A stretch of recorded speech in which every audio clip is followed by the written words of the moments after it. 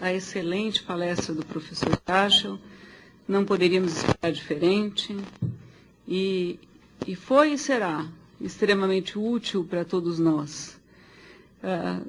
Bem disse o outro ilustre professor e meu particular amigo, o Dr. Fernão, chamando de fetiche, eu chamaria de heresia a situação dos precatórios. E muitas vezes nós vamos nos acostumando a vivenciar com tudo isso e com a interpretação que é dada no curso dos anos a respeito da matéria.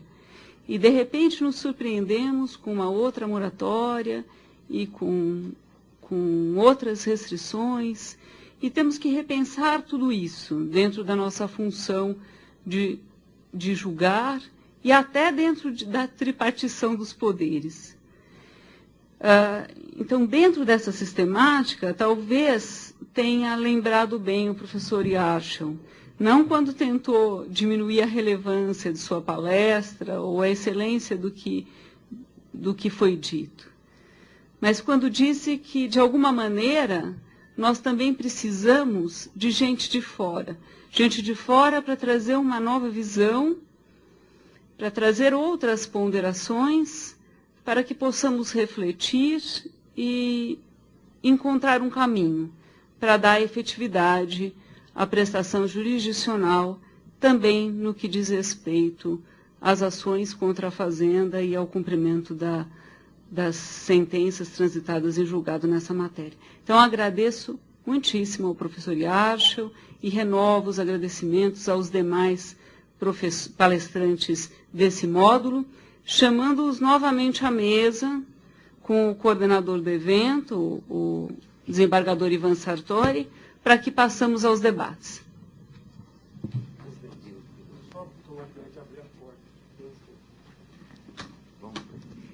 Gostaria de chamar também o desembargador Marrei, que está representando a Escola o diretor da Escola da Magistratura nesse evento. Seria como fazer como? Sentar aqui. Marrei, senta aqui no meu lugar. Não, tudo bem, não há problema. Senta aqui, Marrei, por favor. Marrei, você é o diretor. Senta aqui. Vamos lá.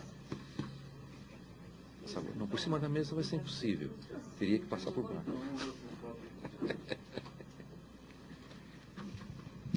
Muito bem.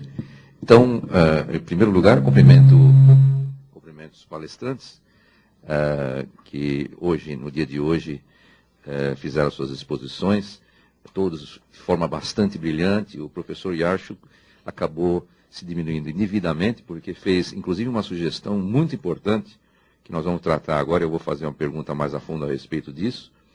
E agora nós estamos à disposição dos presentes ou dos colegas que estão pela videoconferência, que façam as perguntas aos palestrantes de hoje. Antes de tudo, entrego aqui o diploma, o certificado de agradecimento ao eminente professor Flávio Luiz Yarshall, que muito nos honrou com sua presença aqui no nosso evento. É uma satisfação. Parabéns. Então, alguma pergunta aos palestrantes? Eu inicio perguntando o seguinte: eu entendi, me pareceu bastante inteligente essa saída da ineligibilidade. Como está a lei hoje? É possível a aplicação desse sistema, dessa penalidade, vamos dizer assim, se bem que se entende que isso não se trata de pena, entendeu? Mas há possibilidade de se aplicar esse tipo de mecanismo hoje? Como está a legislação aí, professor Yarshall? Interpretação no sentido de que se aplique de imediato ou depende de uma emenda ou uma lei? Eu agradeço a pergunta. Eu tenho um pouco de dificuldade, eminente desembargador, de afirmar isso. Até pela circunstância de ainda, eventualmente, claro, não seria submetida provavelmente essa questão lá no eleitoral, devo tomar posse e talvez pegue alguma coisinha do registro. Mas, enfim, acho que o meu raciocínio foi mais ou menos esse. Se nós temos na lei a causa de inelegibilidade, rejeição de contas por vícios insanáveis, E se normalmente, dentre vícios insanáveis, aparece não pagamento de precatórios, talvez fosse possível construir isso. Eu não consigo afirmar, seria preciso refletir sobre isso, mas acho que os doutos poderiam construir um caminho e eu mesmo vou me esmerar em pensar sobre isso, porque, não, repito, peço desculpas até por não ter uma resposta peremptória, até porque me ocorreu justamente pela riqueza dos debates. E quando pensei na improbidade, etc. Mas lá pelas tantas, falei, bom, mas e se a gente for ao final do caminho, afinal de contas? Se ninguém teme a improbidade, não vão temer a inelegibilidade? Eu não posso ir por um caráter objetivo, porque aí tira o problema do dolo. Se bem que, claro, TSE, jurisprudência, rejeição de contas que leva à inelegibilidade, é aquela com nota de improbidade. Mas aí nós então reforçamos aqui, se a ideia também já está aqui, se fala, faz menção à lei de improbidade, talvez nós pudéssemos construir. Então não consigo afirmar, mas acho que é possível talvez extrair do sistema, ou então talvez lutar para que a lei seja alterada por uma próxima eleição.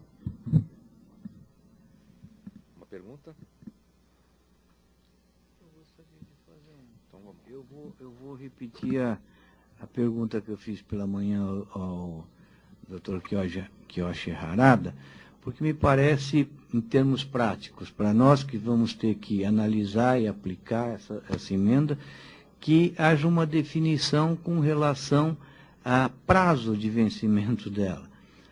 Primeiro foram 8, depois 10, agora 15, mas há uma afirmativa de um ilustre jurista que não existe prazo, que o sistema de pagamento mensal não impõe prazo e isso pode ficar de eterno. Me parece extremamente desarrazoado, desproporcional, que não exista um prazo. Para mim, na minha leitura, o prazo é de 15 anos, qualquer que seja o sistema.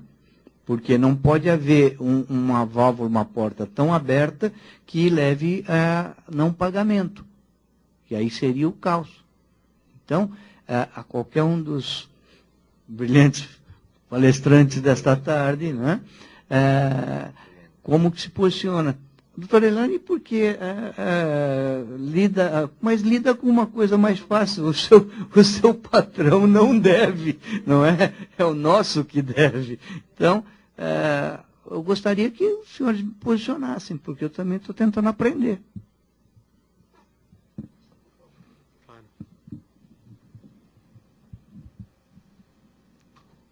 Bem, eu não consigo dar uma resposta muito diferente da dada pelo professor Harada, porque também, no meu entender, muito embora muito a contragosto, eu também acredito que propositadamente não há prazo na primeira opção.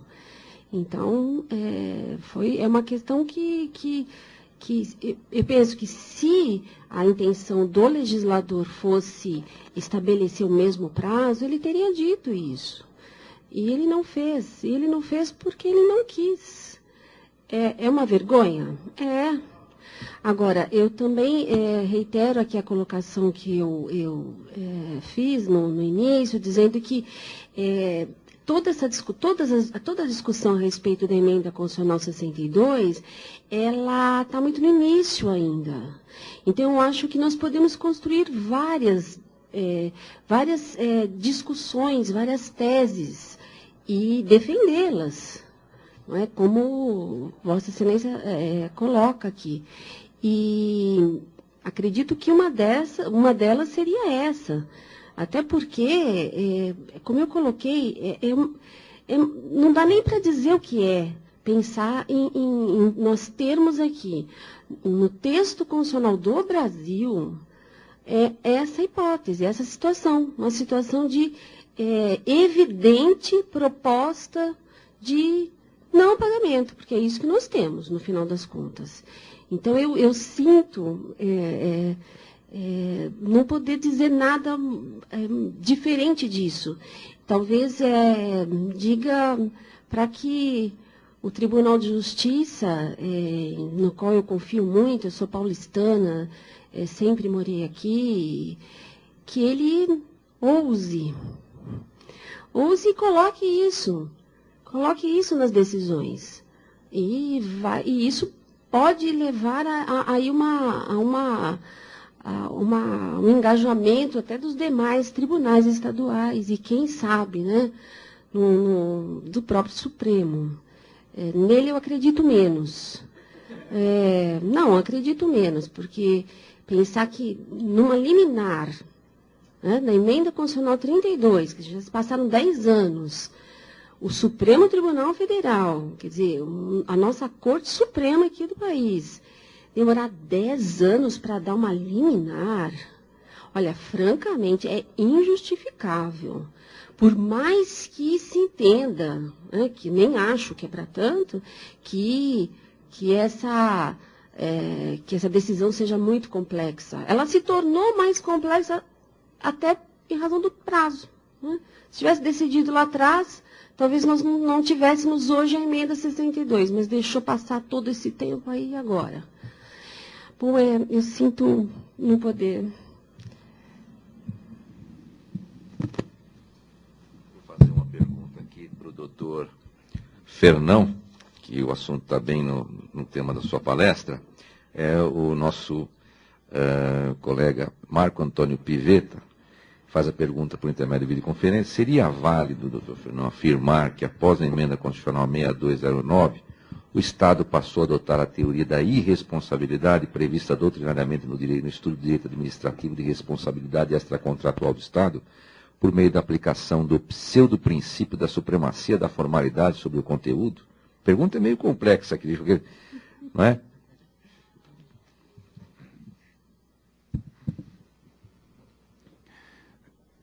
A teoria da irresponsabilidade é aquela segundo a qual o rei não pode errar. Me lembra aquele filme, como que chama aquele grupo humorístico em inglês, Monty Python? Isso. It's good to be the king. Vocês vejam o filme e vão se lembrar dessa passagem. Hoje em dia não dá para falar em teoria de responsabilidade do Estado, mas é exatamente isso que aconteceu. Se prevalecer a interpretação de que não há prazo para o pagamento, e a cada pagamento que é feito é somado um novo crédito na outra ponta, é exatamente isso que vai acontecer. Irresponsabilidade, com coisa julgada, determinando que haveria uma responsabilidade. E não é nem o pseudo-princípio da supremacia de formalidade sobre o conteúdo. É irresponsabilidade mesmo. Eu lembrei agora aqui do professor Maurício Conte falando coisas um pouco mais amenas que o professor Arada. Respirei fundo, engoli, só vou falar de irresponsabilidade. Mas é isso mesmo que acontece. Ok, tá bom. Doutor Vinícius, por favor. Não tem nenhuma funcionária aí?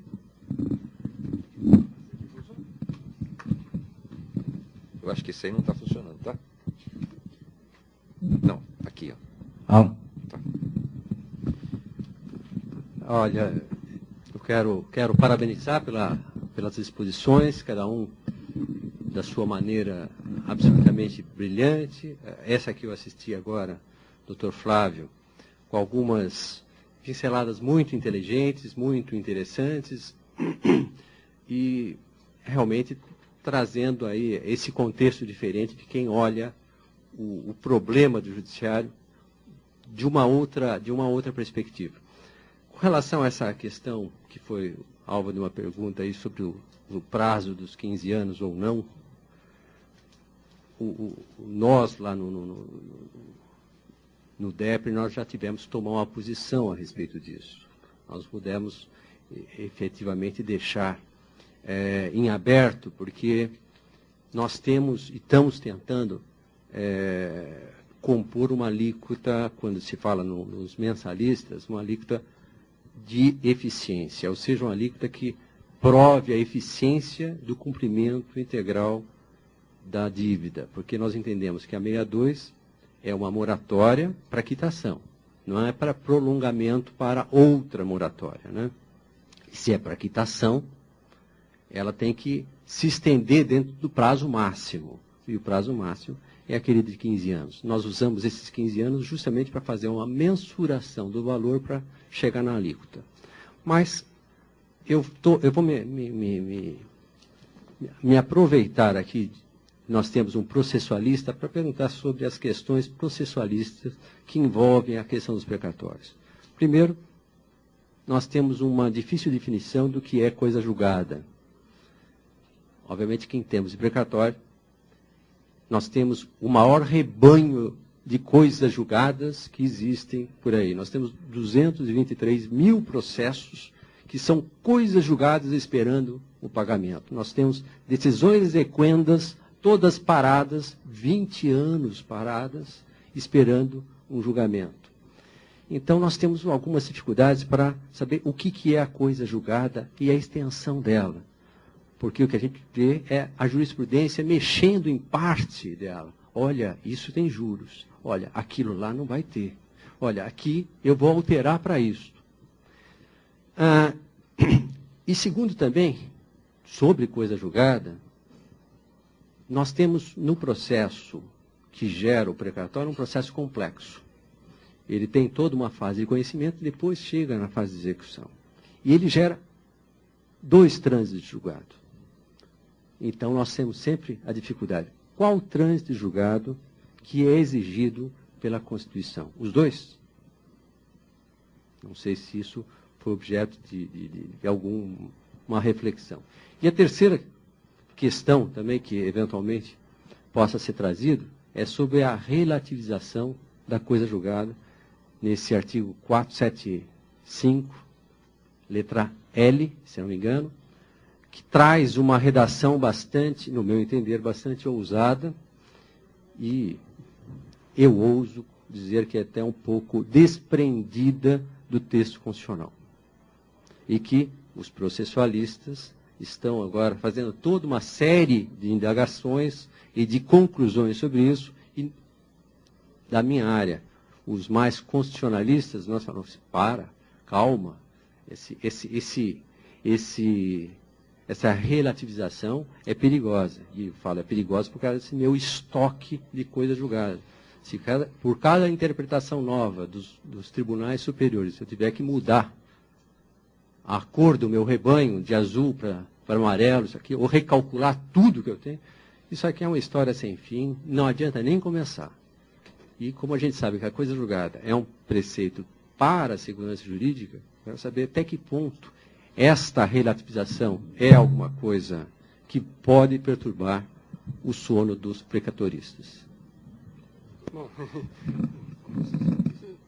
agradeço mais uma vez a possibilidade de intervir.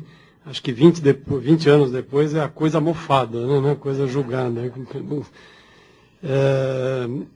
Olha, eu tenho convicção, enfim, independentemente nem que fosse exercesse um dever de ofício defender a fazenda, que coisa julgada que se estabelece aí como requisito para que se faça cumprir a decisão, é a coisa julgada da decisão que estabelece o dever de prestar. Portanto, na pergunta, a primeira. Se nós formos pensar em preclusão, fim de todas as preclusões, então o Estado sempre conseguirá impedir o cumprimento da decisão judicial. Então eu estou absolutamente convicto disso. Quer dizer, o que se exige? Então impôs o dever de prestar, isto transitou, não é mais recorrível. Se incidentes ocorrerem ou se outras questões forem suscitadas, elas deverão ser decididas. A critério do órgão judicial, de acordo com regras que vigoram no sistema, isso poderá eventualmente impedir providências na fase, vamos chamar de cumprimento, lato sensu, que não é um bom empréstimo, mas na hora de efetivar, posso impedir levantamento, posso tomar algumas providências, mas daí a se exigir o fim de todas as preclusões do processo é caminhar para a impossibilidade, porque sempre é possível suscitar mais uma questão, e isso já pude refletir a propósito, por exemplo, de suspensão de segurança. Tenho a honra de, em alguns casos, advogar para procuradores do Estado, caso em que há um fenômeno karmático, provavelmente, por eles acabam sofrendo na pele aquilo pelo qual eles lutam, mas não lutam por si, lutam pelo Estado. Então, não é karmático no sentido muito espiritual demais. Penso que seja isso. Com relação ao que era o parágrafo único do 741, que também não me lembro exatamente qual é a letra do 475, eu tenho uma posição assumida quando fiz o livro sobre rescisória, Fiz outro dia uma palestra na Justiça Federal sobre relativização da coisa julgada e devo fazer 2 a semana que vem, uma na primeira região, uma na terceira. Eu não aceito, eu acho que a disposição é inconstitucional. Na verdade, quando a sentença é proferida e ela transita em julgado, está feita a lei para o caso concreto. Eu sei que pode haver abusos, eu sei que o judiciário não está aqui para consagrar injustiças, mas a relativização da coisa julgada já se opera por diferentes formas. Existe ação rescisória, existe uma série, existem até vícios que podem mesmo até ser conhecidos fora do âmbito da ação rescisória. Então a relativização da coisa julgada já é técnica consideravelmente desenvolvida. Eu não identifico como causa de relativização da coisa julgada o que é o interesse público secundário. Isso para mim não é.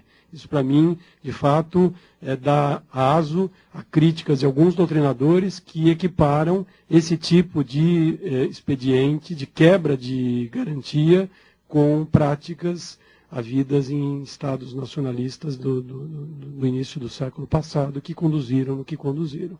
Então, e mais uma vez se desprestigia. Por quê? Por que o Estado desenvolveu toda aquela atividade para formar uma decisão, se depois ela será descumprida? Quer dizer, uma incoerência, e isso tem, todos nós sabemos, uma repercussão muito grave cultural, porque isso acaba se refletindo sobre todos nós. Porque se o Estado não cumpre, então também, num dado momento, eu me sinto na possibilidade de não cumprir também. Então, às vezes a gente não entende porque um pouco é das raízes do Brasil, Sérgio Buarque de Holanda explica. Por outro lado, é essa reiteração. Então é assim, aqui é a terra terra de ninguém, isso aqui? Eu acho que não, eu também confio, eu quero, não é a terra que eu crio, não é o país que espero para as minhas filhas. Vou fazer uma pergunta à doutora Alexandra. A doutora Alexandra fez uma exposição bastante técnica, mostrou ser uma magistrada bastante centrada e que tem ideias. Então eu vou fazer uma pergunta e não sei se vai ser possível responder, que é uma pergunta difícil. Eu vejo que algumas soluções foram encontradas ali no primeiro grau para o RPV e para outros problemas que Vossa Excelência trouxe. A senhora teria alguma proposta a fazer ao segundo grau? Alguma colocação a fazer que melhorasse a atividade em segundo grau dos precatórios? Eu sei que é difícil a pergunta, mas eu provoco a inteligência de Vossa Excelência porque vi que é possível que traga algum acrescento aqui.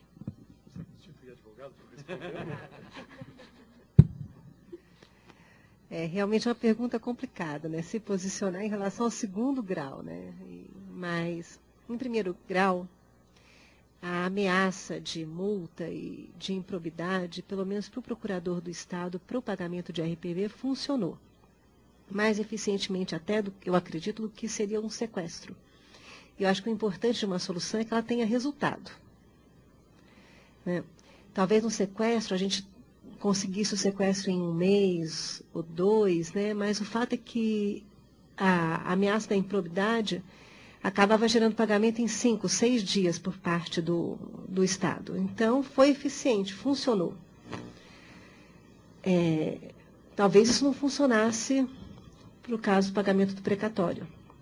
Mas talvez funcionasse, talvez se o segundo grau aplicasse essa ameaça de improbidade, instaurasse de fato inquéritos de improbidade, porque em alguns casos o Ministério Público chegou a instaurar inquérito de improbidade no primeiro grau, né, com as peças que a gente encaminhou. E volta e meia a gente ainda tem que prestar informação dessas ações, né, nesses inquéritos. E teve um resultado positivo. Talvez se isso acontecesse em relação ao precatório, não sei, talvez isso desse uma boa resposta. Talvez tivesse algum procedimento, o duro é que tudo acaba indo para o STF, né? Mas se talvez o segundo grau passasse a aplicar em relação aos precatórios o sequestro, e isso é eficiente, pelo menos para o caso de pagamento de idosos e doentes, né? Funcionou. Foi um mecanismo que foi eficiente, aplicado pelo segundo grau, teve uma repercussão prática grande. Eu imagino que tem um pedido considerável de sequestros, né, que foram inclusive atendidos, né? Então eu acho que são medidas que são eficientes, né, e que podem ser tomadas, né?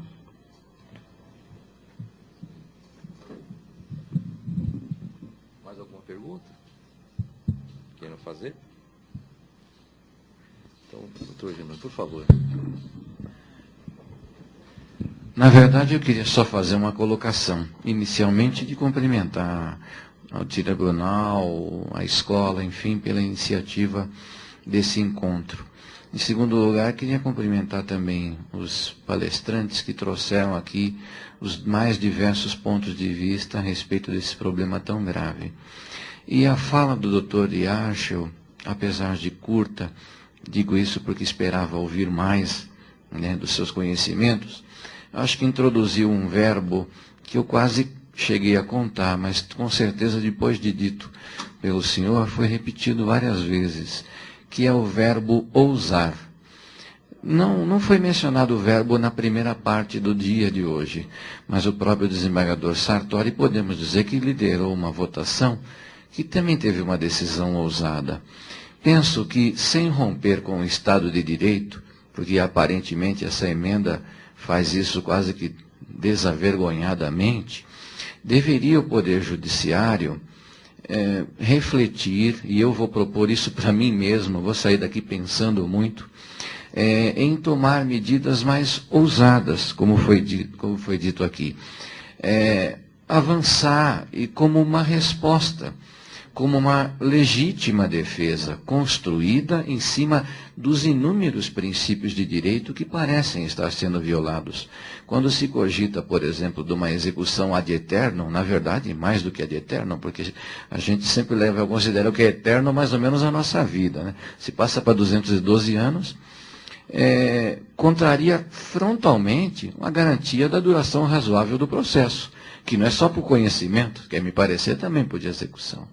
Então, temos isso. A separação dos poderes, talvez o próprio Poder Judiciário deva, eventualmente, até fazer uma certa meia-culpa no desprestígio que essa situação dos precatórios nos impõe, porque acredito que, em alguma medida, não ousaria saber dizer qual, há também algum tipo de leniência, algum tipo de tolerância, algumas visões e interpretações que foram ocorrendo com o passar do tempo e que nos levaram a essa situação. Então, eu ousaria dizer que a gente atira muito quando fala dos precatórios, sente uma certa indignação, mas um pouco também, vamos dizer assim, como integrante do Poder Judiciário, acho que nós temos também nossa própria culpa. Não tem problema. Sempre é tempo de uma mudança, de uma reflexão, de uma alteração, e acho que isso passa, sem dúvida, na minha visão, pelo rico verbo mencionado aqui, de se ousar. Não é romper, não é uma revolução, mas algo construído em cima do direito com coragem, que penso seja uma virtude. Parabéns. Cumprimento o eminente colega de tribunal, doutor Germano, por suas excelentes colocações. Realmente, embora a exposição do Dr. Yarshel tenha sido curta, vamos dizer assim, na verdade ela foi cirúrgica. Foi objetiva e foi cirúrgica. Vossa Excelência colocou dois pontos, dois aspectos importantes. Primeiro, a questão do ousar. Quando Vossa Excelência falou isso, também confesso que isso me tocou. E, em segundo lugar, a questão da ineligibilidade. Eu acho que é um caminho certo que nós devemos seguir. Eu acho que é uma luz que o senhor trouxe aqui, e a sua fala, a sua exposição foi bastante produtiva. Tem mais uma pergunta aqui do nosso querido desembargador Vanderlei Frederic, da Seção de Direito Público. É bem rápida. De início, minha saudação a todos. Infelizmente, eu não pude ver todas as palestras hoje de tarde, que eu estava em sessão, mas apenas complementando aquilo que o desembargador Germano está falando, com relação à necessidade do judiciário ousar para encontrar soluções, concordo com isso, mas todos nós estamos vendo, de outro lado, um movimento orquestrado nesse momento justamente para solapar as possíveis iniciativas do Judiciário com a possível retirada da nossa vitaliciedade por meio de decisão administrativa, o que eu, há mais de 30 anos atrás, quando comecei a estudar para concurso, considerava uma blasfêmia, se me dissessem uma coisa dessas.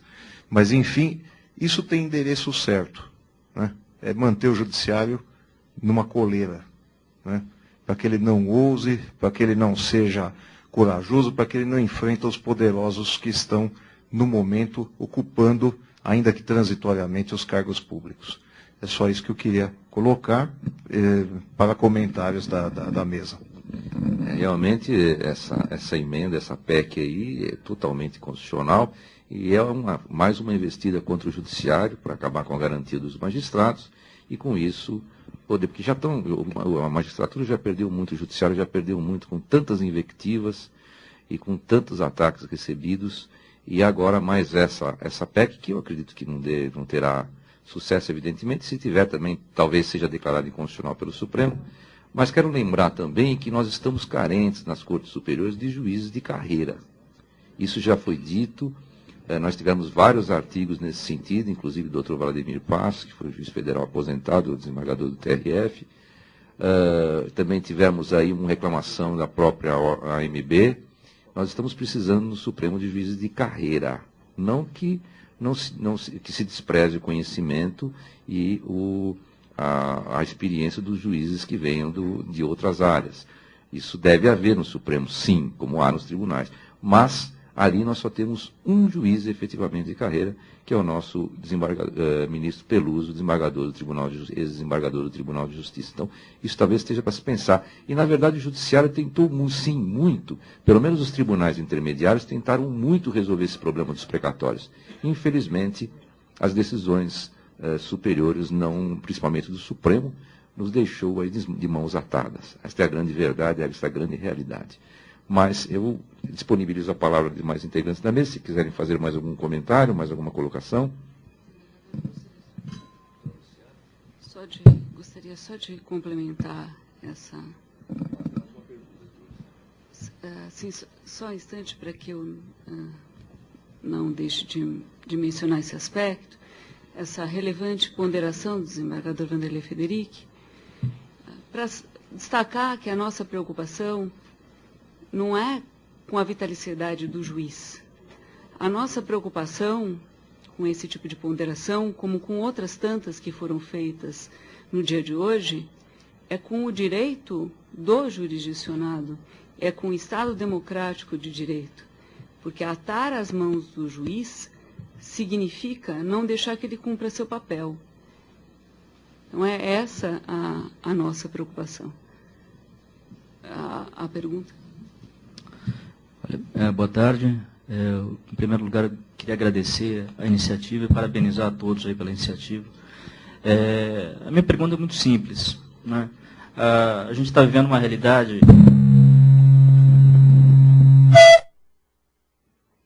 Além da microfonia, a gente está vivendo uma realidade e vivenciando um princípio de que nada está tão ruim que não possa piorar, né? Quer dizer, tem o PEC 89, tem essa emenda 62, e junto com a emenda 62 vem um filhote, que foi a Lei 11.1960. Né? Eu queria saber da mesa, né, aproveitar a ocasião, aí tem vários desembargadores, juízes, o professor Iacho, vários processualistas, o doutor Fernando, o doutor Iacho. Qual para vocês seria um marco inicial da Lei 11.1960? E digo a preocupação disso. Vai ser formado um precatório para ser pago em 3 gerações, no mínimo, 3 encarnações, como prefiram, né? No mínimo. Além disso, já vai proferir na sentença de condenação, preocupação diária que a gente tem, a gente vai aplicar a Lei 11.1960 nas ações ajuizadas antes de sua vigência, posteriores à sua vigência. Vamos aplicar a Lei 11.1960 também, até nos títulos cobertos pela coisa mofada ou julgada, como queiram. Né? Eu queria saber dos senhores essa questão. Cumprimento o doutor Marcos Onodera pela pergunta. Algum dos palestrantes gostaria de responder? O tribunal, pode falar a posição, o tribunal está decidindo. A posição que, por exemplo, a terceira Câmara de Direito Público tem tomado é no sentido de que a lei só se aplica aos processos que se iniciaram após a sua vigência. Há divergências a respeito, mas eu particularmente tenho votado nesse sentido. A nossa Câmara também. A 13ª Câmara também tem votado nesse sentido, exatamente nesse sentido, a 12ª também. E na esteira, inclusive, daquela medida provisória 2180-9494, que foi a que alterou a lei anterior, que justamente o Superior Tribunal de Justiça entendeu que só se aplicaria em casos futuros ajuizados já na vigência. a medida provisória 2180. E com base nisso, inclusive, nós estamos emprestando o mesmo raciocínio para que se aplique essa lei 9.160 nos casos 11.960, nos casos em que ajuizada a ação já na sua vigência, 11.960. Alguém quer fazer mais um comentário?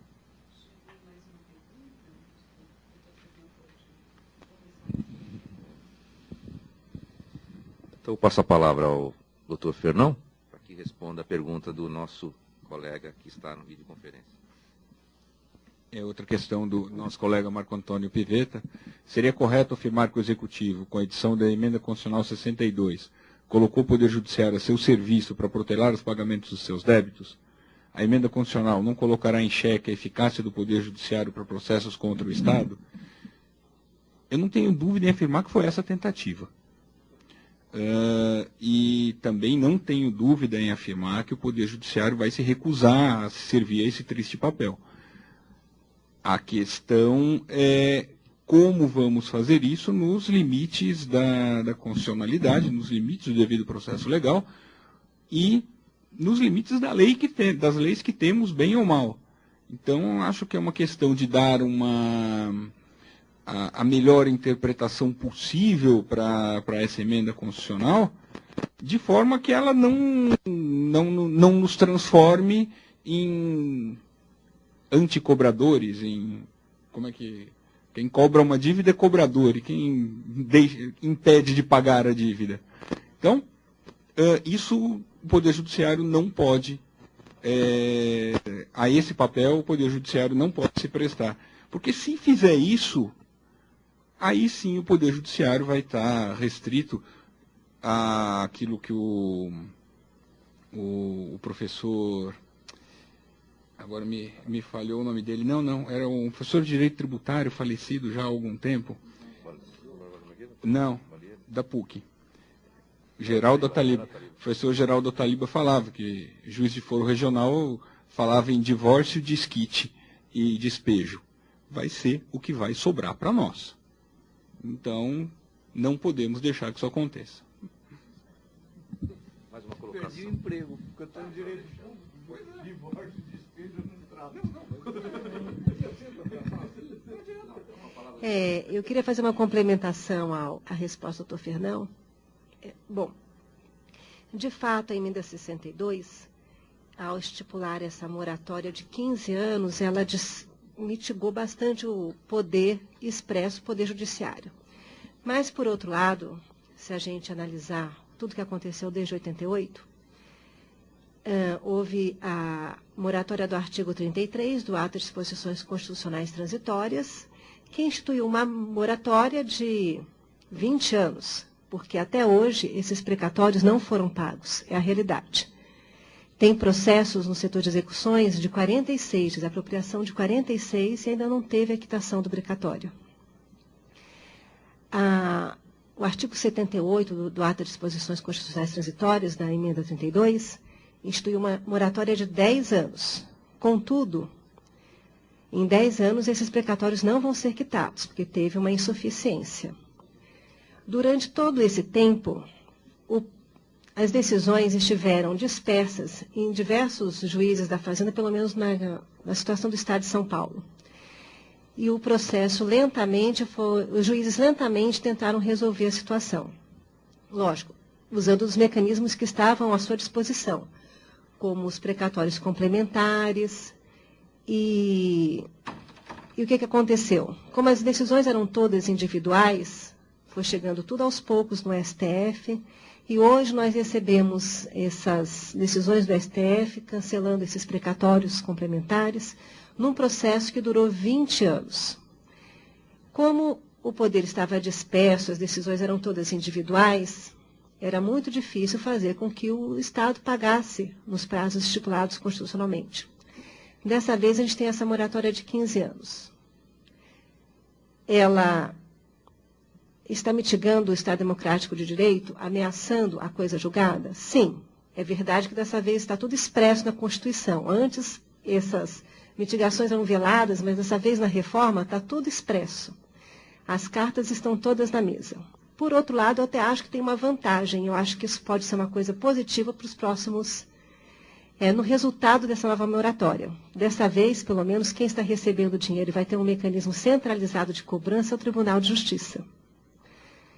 Então, eu acho que agora nós temos o Judiciário, pelo menos o Judiciário do Estado de São Paulo, tem um mecanismo que talvez seja mais eficiente na cobrança do Estado. Agora, acho que muita coisa do resultado dessa emenda 62 vai depender da postura e da forma como o Tribunal de Justiça, como um ente centralizado, como um poder mesmo, vai se colocar perante o Executivo. Acho que os próximos anos serão definitivos nesse sentido. Não havendo mais perguntas, eu passo a palavra ao eminente desembargador Mario Wint para que faça o encerramento em nome do diretor da escola, desembargador Pedro Gagliardi. Eu queria agradecer a presença de todos que vieram aqui pessoalmente, de todos aqueles que se conectaram através da internet, que nós atingimos um pico de 209 pessoas plugadas assistindo a palestra, o que demonstra a relevância do tema aqui tratado. Agradecer aos palestrantes que trouxeram brilho a esse evento e principalmente agradecer ao desembargador Ivan Sartori e à doutora Luciana Bresciani, que foram os idealizadores e os coordenadores desse evento. E convidá-los para amanhã, a partir das 9h30 da manhã, para as palestras que se sucedem. Questões sobre a constitucionalidade e a retroatividade, alterações, preferências, sistema especial, com o desembargador Ivan Sartori.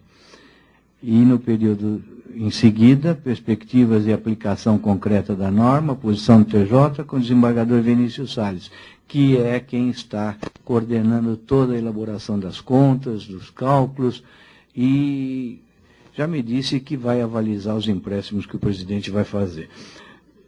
Como também com o doutor Alcides Leopoldo, que é assessor da presidência, responsável também acompanhando o doutor Vinícius nisso, e depois leilão de deságio, compensações automáticas, com o doutor Eduardo Maneira, que é advogado e professor adjunto da Universidade Federal do Rio de Janeiro. Então, amanhã é mais um dia de muita relevância para os assuntos que nós temos que tratar e para a gente continuar tentando digerir a emenda 62. Agradeço a todos, muito obrigado. Tenho certeza que o desembargador Pedro Luiz Ricardo Gagliardi, que não pôde estar aqui hoje por compromisso anteriormente assumido, está muito feliz com o resultado desse evento. E agradecer a Pamages pela disponibilização de toda a infraestrutura para que nós pudéssemos realizar isso. Muito obrigado.